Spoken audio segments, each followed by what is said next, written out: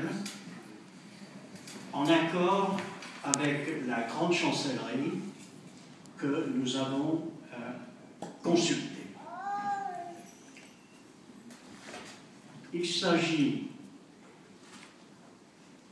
de partager avec sa famille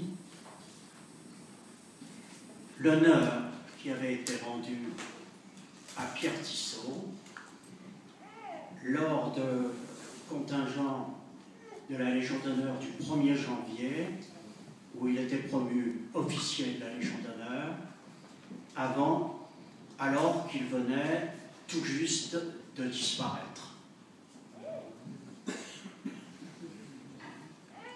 Pierre Tissot, vous vous en souvenez, avait un profil de gentleman, toujours souriant, élégant, discret.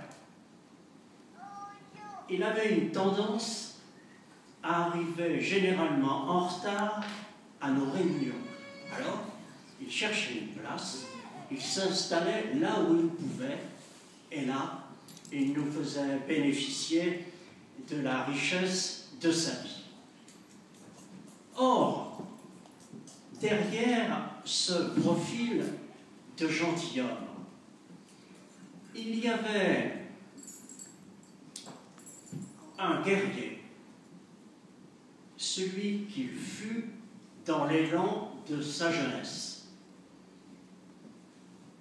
À une époque où la tendance était plutôt à l'attentisme, voire au renoncement, lui, immédiatement, a été réfractaire. Il a dit non. Non à la servitude, non à la défaite. Et il est parti.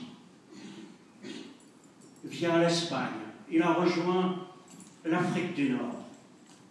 Là, il s'engage dans les chasseurs d'Afrique. Unité prestigieuse. Et là, débute son aventure militaire, la grande aventure au sens noble. Il participe à la campagne d'Italie, Monte Cassino. Des batailles d'anthologie. Et dans le prolongement, il participe au débarquement de Provence. Il est alors pointeur, tireur de chars. Et il est en positionnement devant Bandol. Dès le premier assaut, son chef de char est tué.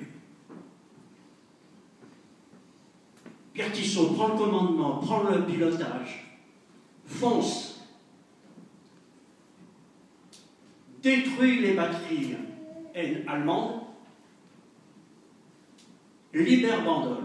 Il est le premier libérateur de Bandol. Naturellement, à ce titre, il est cité pour son esprit d'initiative, pour sa témérité lucide. Les professionnels de la guerre, qui sont ici, pardonnez l'expression, les professionnels de la guerre savent ce que cache cette témérité lucide. Puis, c'est la campagne de France, c'est les combats de l'Est, c'est les combats d'Allemagne. Là, Pierre Tissot est toujours le même. Il a grimpé un peu dans la hiérarchie. Il est maréchal des logis, il est chef de char. Et il continue à faire preuve de la même audace, du même courage. Et à ce titre, il est plusieurs fois cité.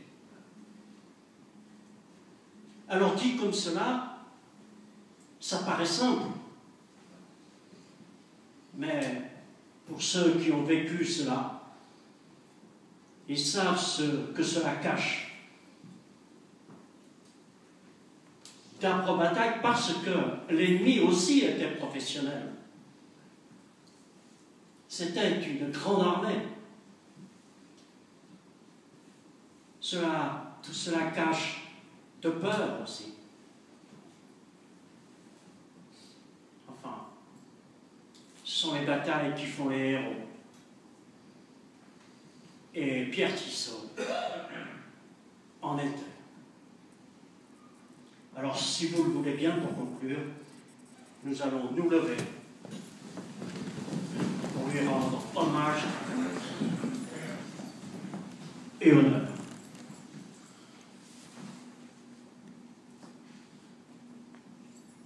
Pierre Tissot, là où tu es,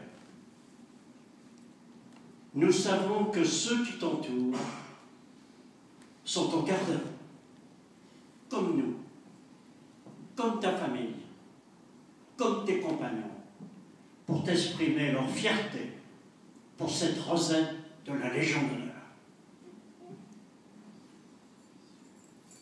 Et nous sommes certains, à cet instant, de t'avoir entendu murmurer le poème d'Arago. Et s'il était à refaire, je referais ce chemin.